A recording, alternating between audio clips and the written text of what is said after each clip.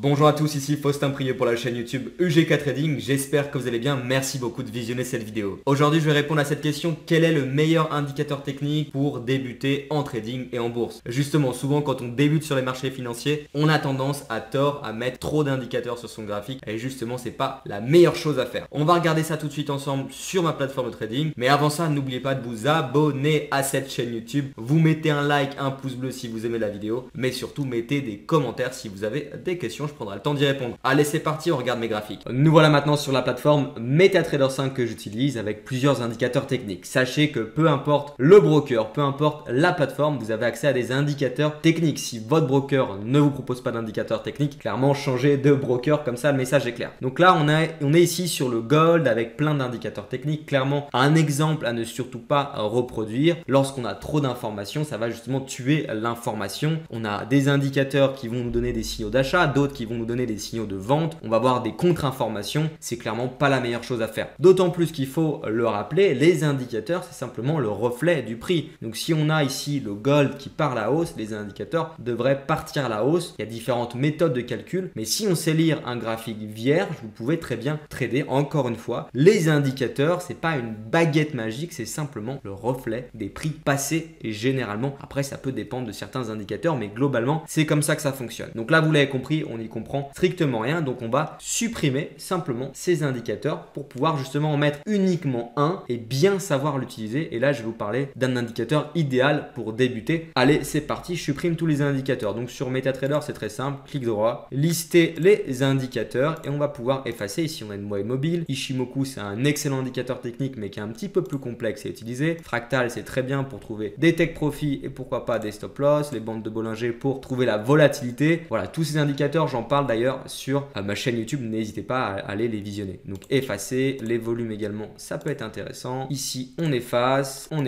et là on a justement un graphique beaucoup plus beau où justement on pourra tracer plus facilement nos niveaux techniques, par exemple un niveau de résistance ici sur ce niveau de prix sur le Gold, ici un niveau de support. On va pouvoir cadrer le graphique et voir clairement beaucoup plus clair. D'ailleurs si vous avez des questions par rapport au support et aux résistances, j'ai fait également une vidéo dans cette chaîne YouTube, n'hésitez pas à la visionner. Donc là maintenant je vais vous montrer quel est le meilleur indicateur pour débuter à mes yeux. Donc pour ce faire vous allez cliquer dans insérer indicateur, donc c'est un indicateur de tendance moving average. Ok, donc là la moving average c'est une moyenne mobile. Une moyenne mobile comme son nom l'indique, c'est une moyenne des différents prix des différentes périodes passées. Donc en l'occurrence la moyenne mobile que je vous conseille d'utiliser c'est une 200 périodes. Donc on va ici écrire tout simplement 200. La méthode de calcul ne sera pas simple mais exponentielle, je ne vais pas rentrer dans le détail et ça très honnêtement peu d'importance. La clôture bien entendu, donc appliqué à close en anglais, vous mettez le style que vous voulez et vous cliquez sur OK. Alors pourquoi mettre une moyenne mobile de 100 périodes exponentielle et pas une autre méthode de calcul? Alors vous pouvez utiliser une moyenne mobile 50 périodes, d'ailleurs je l'utilise dans certaines stratégies de trading, même une 8 périodes, une 11 périodes, mais vraiment la moyenne mobile la plus populaire étant une 200 périodes exponentielle. C'est cette moyenne mobile que les opérateurs professionnels, les fonds d'investissement, les traders vont utiliser très régulièrement. Et l'idée lorsqu'on utilise un indicateur technique, c'est d'avoir les mêmes informations que les autres traders, les autres opérateurs. Et par exemple, on sait que quand on arrive sur un niveau important d'une moyenne mobile, on sait, attention, les autres opérateurs vont voir la même chose que nous. Donc ça peut être intéressant. Et là, on peut aussi parler un petit peu d'analyse comportementale. Donc d'où l'intérêt d'avoir la même chose que les autres et non pas faire les mêmes opérations que les autres, mais avoir les mêmes informations que les autres. Ça peut être super important. Donc je vais vous montrer un peu l'utilisation de cette moyenne mobile. Elle est très simple, elle va vous permettre d'une part de connaître la tendance du marché. J'en ai déjà parlé dans plusieurs vidéos, mais grosso modo, ici on est sur le Gold. La question étant de savoir si on est sur un marché haussier ou baissier. Quand on débute, c'est assez difficile de le savoir. Lorsqu'on met une moyenne mobile de 100 périodes exponentielle, c'est très simple. Lorsque les prix sont au-dessus tout simplement de la moyenne mobile, on est haussier. Lorsque les prix sont en dessous, on est baissier. Ça veut dire qu'en un seul coup d'œil, vous pouvez connaître la tendance du marché. Donc là, effectivement, on a plutôt un mouvement baissier, mais derrière, ça se reprend. On passe au-dessus de la 200 périodes, donc on est haussier, ce qui veut dire qu'on va plutôt chercher à acheter le marché avec bien entendu une stratégie trading. Donc ça, c'est la première chose. Attention,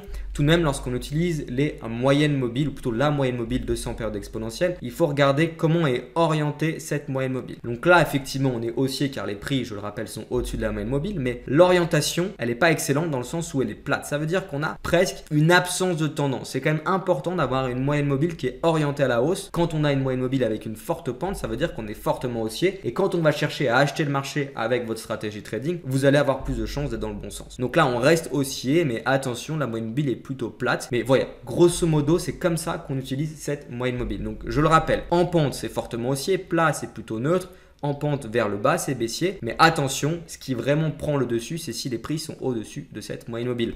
Je me répète, mais c'est super important, ça doit être clair. Donc là, après, l'idée, c'est de pouvoir utiliser différents actifs. Là, on peut prendre par exemple le DAX. On a notre moyenne mobile. Là, on est en D1, donc chaque bougie représente une journée de cotation. La moyenne mobile, cette fois-ci, est bien orientée en pente à la hausse. On est bien au-dessus en termes de prix de cette moyenne mobile de 100 périodes exponentielles. Donc, on est achat. Ça veut dire qu'il y a plus de chances que le DAX, en l'occurrence, soit amené à grimper dans le futur. Donc on sait que sur des unités de temps plus courtes, on va chercher à acheter le marché quand bien même nous sommes en dessous de la moyenne mobile de 100 périodes sur des courtes unités de temps. L'importance étant les unités de temps très élevées, donc du journalier, chaque bougie représente une journée de cotation, du 4 heures, chaque bougie ici représente 4 heures de prix. Donc voilà grosso modo l'utilisation de cet indicateur.